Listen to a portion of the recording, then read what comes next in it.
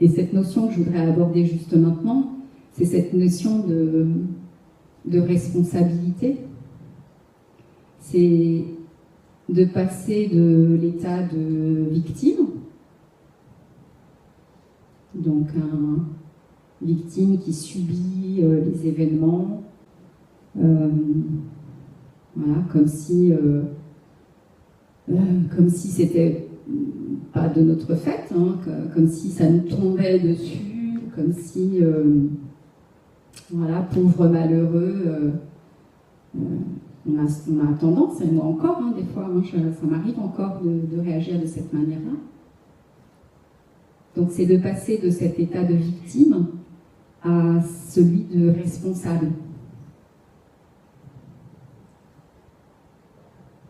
Dans un cas, ça je reprends l'expression de Christine, que j'aime bien, elle n'est pas de moi, alors voilà. C'est, dans un cas, je conduis ma voiture, et dans un cas, je suis sur le siège de passager, et c'est quelqu'un d'autre qui conduit ma voiture. C'est-à-dire que je me laisse influencer par les personnes, les événements. Voilà. Donc à partir du moment où on décide de conduire sa propre voiture, donc de ne plus se laisser conduire par quelqu'un d'autre ou les situations, ben finalement on est beaucoup plus heureux. Il y a une petite nuance subtile ou délicate sur cette notion de responsabilité, qui est celle de la culpabilité. Donc pour moi, être responsable, ce n'est pas être coupable. C'est simplement imaginer qu'on est responsable de sa vie, créateur de sa vie, et que du coup on est aux manettes. On est aux manettes, c'est-à-dire que même s'il y a un événement extérieur qui nous impacte, et on peut, hein, je l'ai dit en premier, la première chose c'est d'accueillir l'émotion qui est traversée quand il y a ces événements difficiles qui nous arrivent.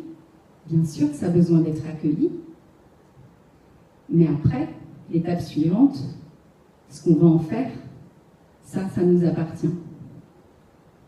On peut rester victime, on peut se lamenter pendant des heures, pendant des années, sur ce qui s'est passé, et qu'on ne peut pas changer.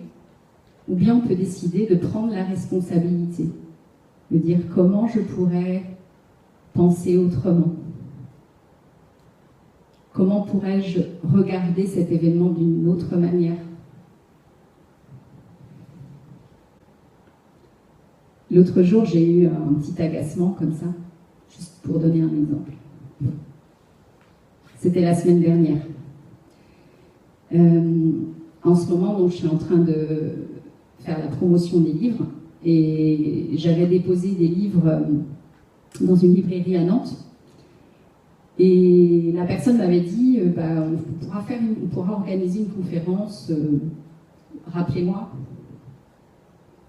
Et puis, je rappelle la personne. Elle me dit, écoutez, non, là, moi je suis débordée. Là, sur novembre, en plus j'ai plein de demandes. Décembre, ça va pas être possible, je fais pas de conférence. Janvier, c'est plein. Février, c'est plein. Et puis, je voyais bien qu'il n'y avait vraiment aucune possibilité. Donc je remercie la personne, je raccroche, et puis là, petit agacement, non pas agacement, petite frustration, et puis petite position de victime. Oh mince. Et puis là, je me suis vue faire en fait. Et là, j'ai retourné la situation en me disant, chouette, ça ne va pas pouvoir avoir lieu. Qu'est-ce qui m'est réservé d'encore plus sympathique?